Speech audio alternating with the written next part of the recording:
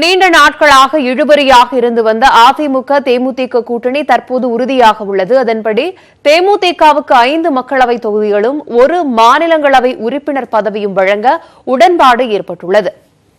அதிமுக கூட்டணியில் பாமகவுக்கு ஏற்கனவே 7 மக்களவை தொகுதிகளும் 1 மாநிலங்களவை பதவியும், பாஜகவுக்கு 5 மக்களவை தொகுதிகளும், என்ஆர் காங்கிரசுக்கு புதுச்சேரி தொகுதியும் ஒதுக்கப்பட்டுள்ளன. தேமுதிகவுடனான பேச்சுவார்த்தை மட்டும் இழுபறியில் இருந்து வந்த நிலையில் சிகிச்சை முடிந்து அமெரிக்காவிலிருந்து சென்னை திரும்பிய பிறகு முதன்முறையாக கட்சி அலுவலகத்திற்கு இன்று விஜயகாந்த் சென்றார்.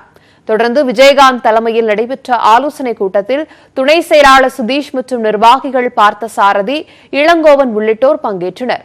இந்த நிலையில் 5 மக்களவை தொகுதிகள் 1 மாநிலங்களவை உறுப்பினர் பதவி தருவதாக அதிமுக கூறியதற்கு தேமுதிக சம்மதம் தெரிவித்ததாக கூறப்படுகிறது.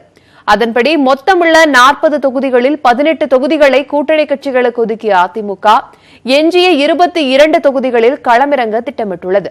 அதிகாரப்பூர்வ அறிவிப்பை வெளியிடுவதற்காக அதிமுக நிர்வாகிகள் மற்றும் அமைச்சர்கள் இன்று மாலையில் தேமுதிக அலுவலகம் செல்ல உள்ளதாக அதிமுக வட்டாரங்கள் தெரிவிக்கின்றன.